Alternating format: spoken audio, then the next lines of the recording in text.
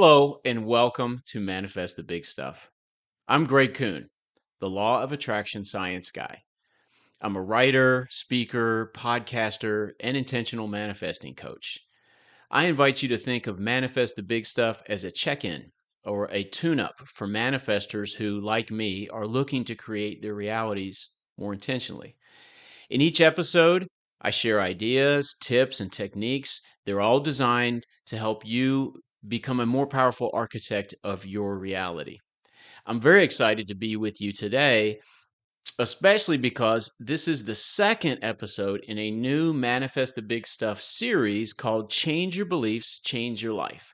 In this series, I'm going to walk you through my latest use of my belief raising process, a process I invented in 2007 to try to avoid complete and total financial annihilation. It worked so well, I simply had to start writing about it. And that's actually how I got started as an author. Since that first time, my belief raising process has proven itself to work over and over again.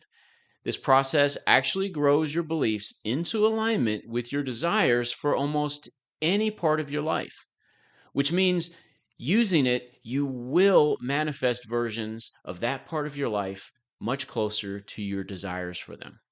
I'm going to walk you through my latest use of this process in my real life and in real time in each episode of this series. Each episode will detail one step up my emotional reference chart until I reach the top. And today, I'm going to share my raw second journal entry as I wrote and then lived my way into a new target emotional perspective on the statement, I am God. Before we get into today's episode, however, I want to make sure to invite you to join my Facebook manifesting group today. It's called Manifest the Big Stuff with Greg Kuhn, Creating Our Realities Together. The link to this amazing group is in the description of this episode. On whatever platform you're listening or watching, or you can also look it up on Facebook. I invite you to continue this discussion of my belief raising process within our vibrant manifesting community. Please join it today. Well, let's get started with today's episode, where I unravel the profound transformation that recently occurred when I aligned my beliefs with my desires to see and understand that I am God. In this series, we embark on a transformative journey. It delves into the remarkable process of aligning our beliefs with our deepest desires for any part of our lives. You can follow along in real time as I work my belief raising process and grow my beliefs surrounding the statement, I am God. This is the same belief raising process that takes center stage in my upcoming book, set to be released on September 5th, 2023, called A Handbook for Those Already Born: How to Manifest Better Versions of Reality. This groundbreaking methodology has been instrumental not only in my latest work, but also in my previous books, such as How Quantum Physicists Build New Beliefs and Why Quantum Physicists Play Grow a Greater You.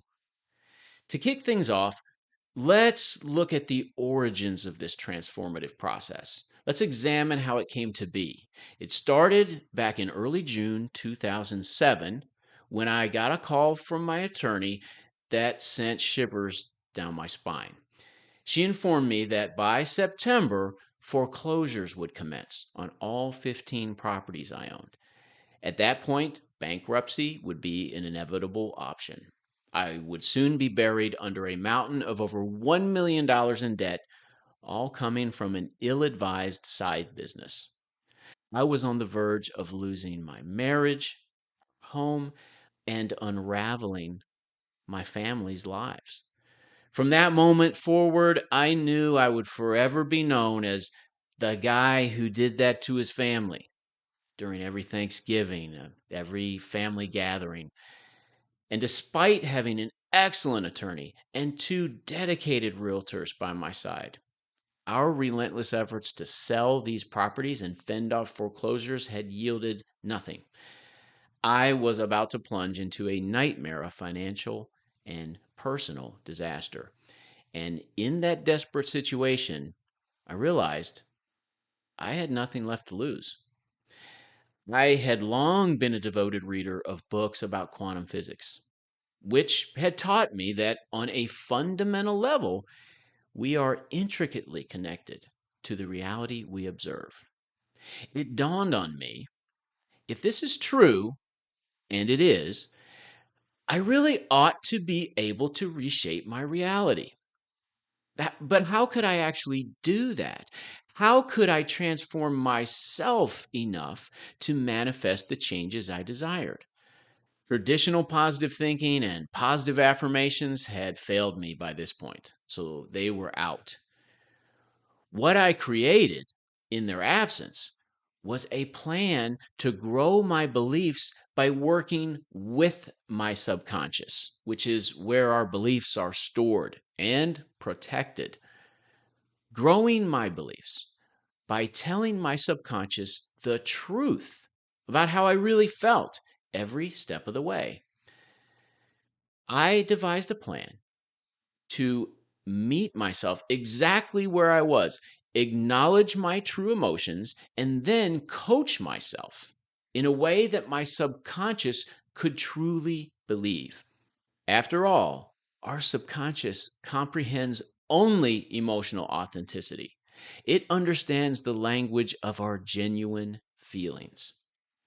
To reshape my beliefs about money and debt, which were in dire need of transformation within a limited time frame, I constructed a list of ascending emotions that I call the emotional reference chart. It was inspired by Esther and Jerry Hicks' emotional guidance scale. The emotional reference chart ranges from the most distressing feelings of depression and hopelessness at the bottom to the highest emotional states of love and ecstasy at the top. Crucially, I ensured that the improvement between each emotional perspectives on the chart was incremental. It was slight, but it was genuine. My plan called for me to start where I really was on that chart and then write and live my way up the chart, one perspective at a time.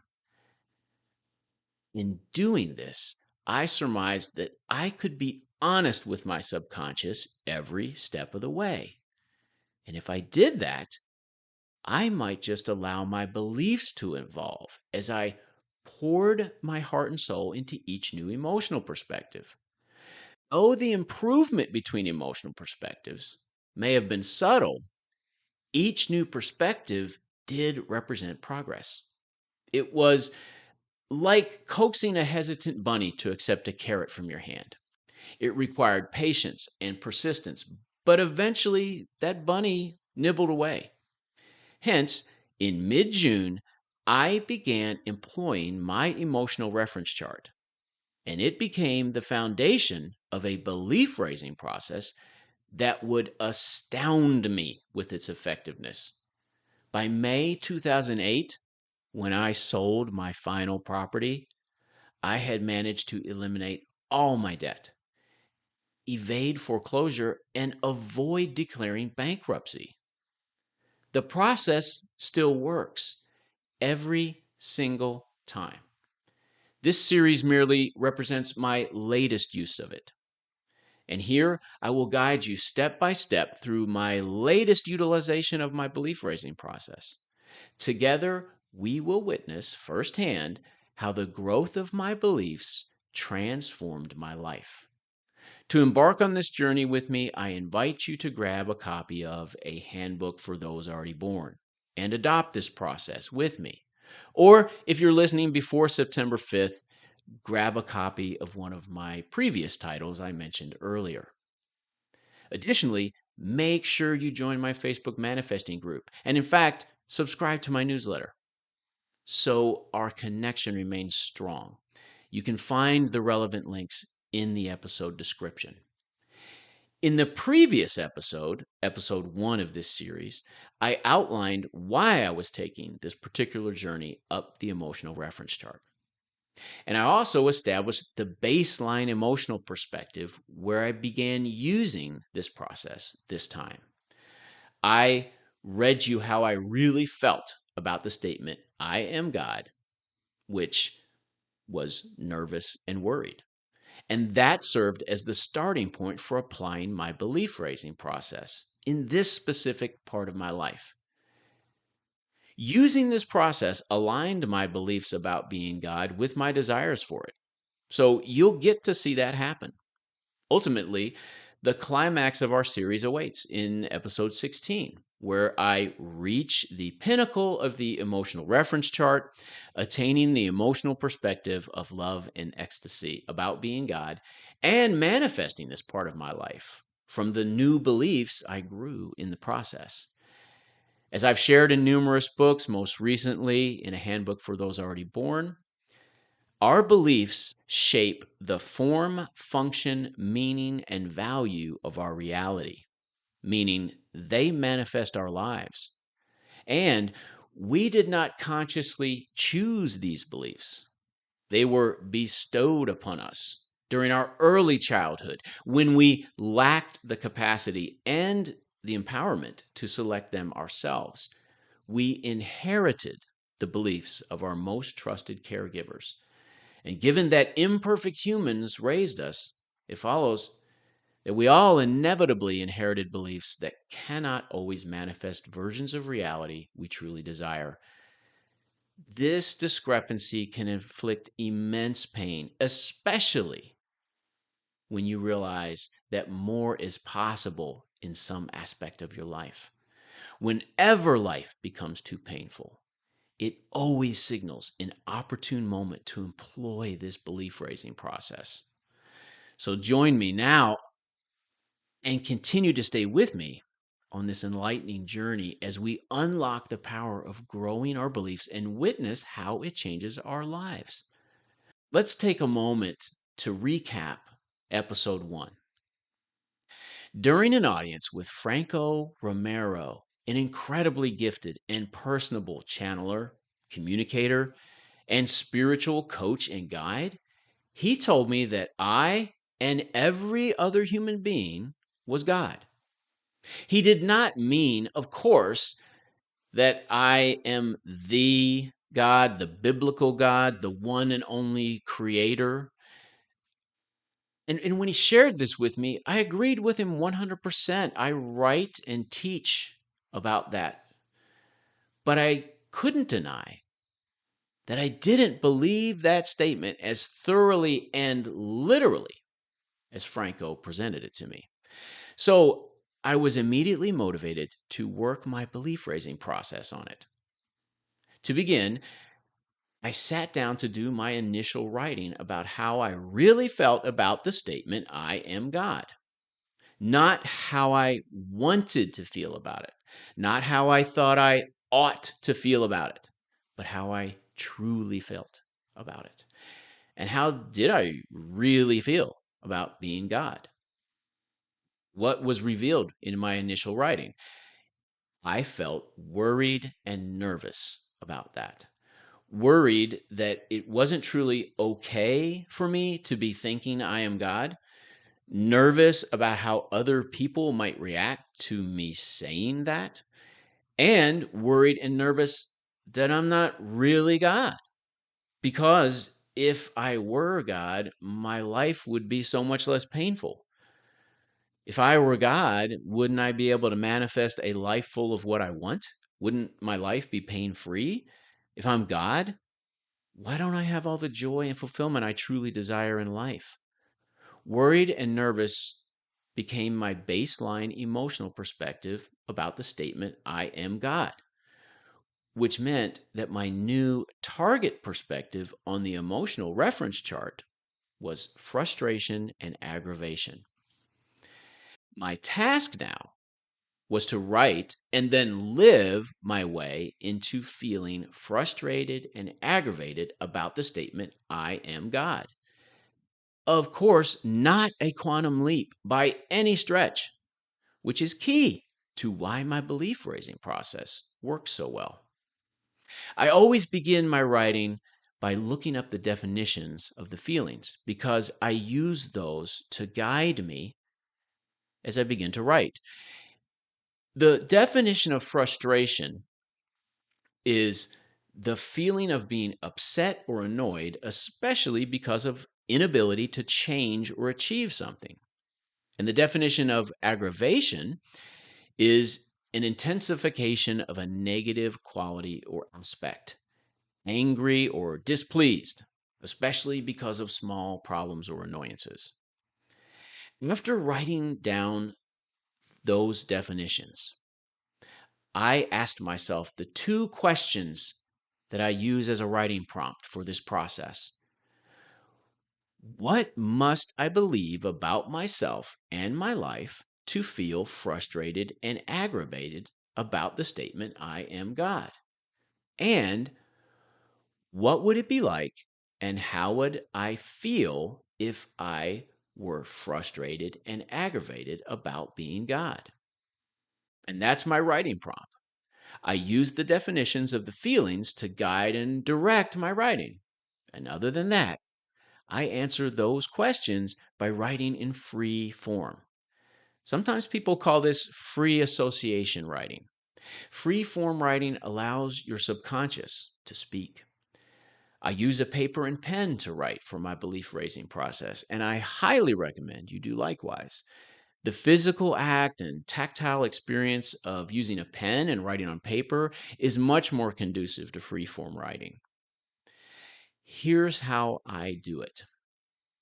I hold the definitions in my mind, consider my writing prompt questions, and treat my pen like a conduit. I let my thoughts flow through my pen and simply write them down as they emerge. I don't analyze what I'm writing. I write down what emerges from my mind without judging or filtering it. I do my best not to edit anything and instead just let what comes out come out. As I already noted, I was naturally and authentically worried and nervous about the statement, I am God. That's how I really felt. Putting myself into the emotional perspective of being frustrated and aggravated about it was actually pretty simple. It was, in fact, very easy to go there because of how small the improvement was between those two emotional perspectives. And this is intentional. The reason this process works so well is that you are always being emotionally honest with your subconscious every time you write your way into the next highest emotional perspective. The improvement between them on the chart is so minor that your subconscious always goes there with you because you really can and you will feel that way about whatever part of your life you're working the process on. While it may be tempting to move more than one emotional perspective up the chart, and really sometimes that could be a realistic and attainable goal, don't do it. Resist the temptation and stick to moving one emotional perspective at a time. Even if you could jump two or more emotional perspectives, and you really could authentically attain that higher perspective than the next highest one you skipped over, you wouldn't want to do it. Why not? I know if you were able to authentically write your way into and then authentically live your way into a perspective higher on the chart, wouldn't that simply make the process go faster and get you to your goal of love and ecstasy sooner? The problem with that is twofold. Number one, you always risk veering off into the territory of an emotional quantum leap when you sidestep the next highest emotional perspective. Even a small leap of slightly too positive feelings will sabotage growing your beliefs. Your subconscious can sniff out manufactured feelings every time. It is highly sensitive to emotional perspectives that don't match how you really feel, and it will not allow your beliefs to grow when it encounters that. The good news is that as long as you stick to the pace of moving up the chart one emotional perspective at a time, you will never spook your subconscious. Your subconscious will always allow your beliefs to grow in accord with each new emotional perspective because the emotional reference chart is written to ensure the improvement between perspectives is slight enough that you're always being emotionally honest when you write and then live your way into the next highest one. And two, you won't learn the essential lessons associated with the emotional perspective you skipped. Each emotional perspective manifests a new version of reality in this part of your life. You will see and understand this part of your world differently because your beliefs will have grown. Now, your outer world is always manifested by your inner world. Your reality is always a projection of your beliefs. The changes in your beliefs as you move up one emotional perspective on the chart come right from the quantum field, or if you prefer, the one consciousness. It's like the quantum field is sharing a curriculum with you at each emotional perspective in accord with the new target perspective. And this curriculum is individualized only for you, 100%. Take it from me, you do not want to cheat yourself out of any of those lessons. In fact, those lessons, they're one of the greatest treasures of using this process. And actually, starting with today's episode, I'll share the individualized curriculum from each new perspective. After I read aloud my free form writing about the new target emotional goal, you'll also hear me read what I wrote about the new ways of engaging with my life because of it, the ways that I began living my way into the new perspective. So, without further ado, let's get into that writing. Let me read you my second journal entry.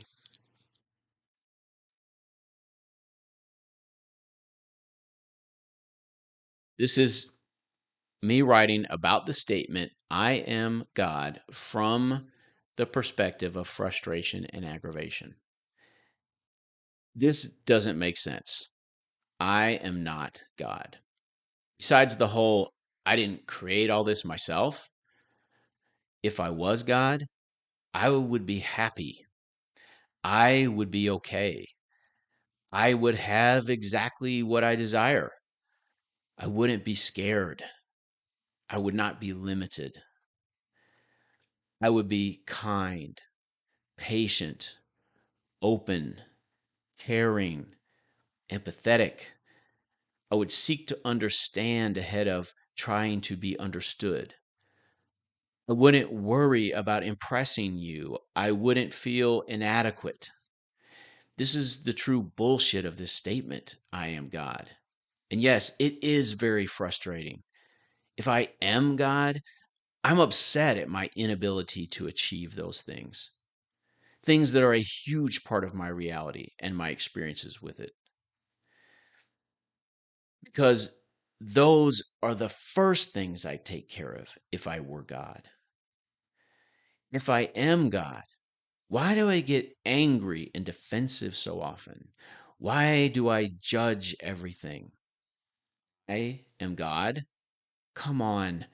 That statement aggravates me because it shines a light on all those things I do better if it were true. My reality manifests from this new emotional perspective of frustration and aggravation. This is simple. It's how I really feel. I am angry and upset at my inability to manifest and experience reality as I desire, if I am God. And now I'll share with you some writing I did about a new way of engaging with this part of my reality based on this new emotional perspective, which is how I began to live my way into it. And I wonder, I consider the question, who says that I'm not supposed to fail, to fall short? Who says that I'm not supposed to have painful feelings? Where did that come from? I don't know. But I do know that this is life right here, right now.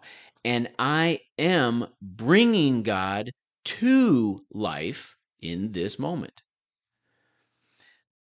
The islands bring the archipelago to life.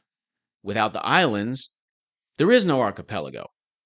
Above the surface, in our world, I am an island, and I am bringing God to life in our world.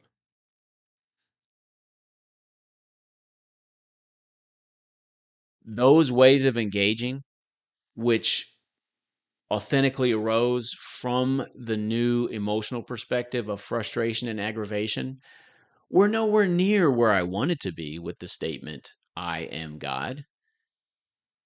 Yet they were definitely slightly more aligned. Those questions and those ways of seeing this part of my life were definitely more empowering and were slightly more aligned than the previous ones. And I look forward to sharing in the next episode what the next emotional perspective brings. I definitely want to thank you today for sharing your time with me. My intent is to help you make the most of your time because there isn't anything more valuable. Before we go, as a reminder, please join my Facebook manifesting group today. I probably forgot to tell you that on that Facebook group, I share exclusive content about my life, my manifesting, my engaging with reality, content that is available nowhere else. And I'd love to share it with you. So please join. The link is in the description of this podcast or video, as is the link to my newsletter. Thank you again for the opportunity to be of value to you. I never take that for granted. I appreciate it so much. And until we get to meet up again, I hope you decide to make the most of your time. And I will do my best to do likewise.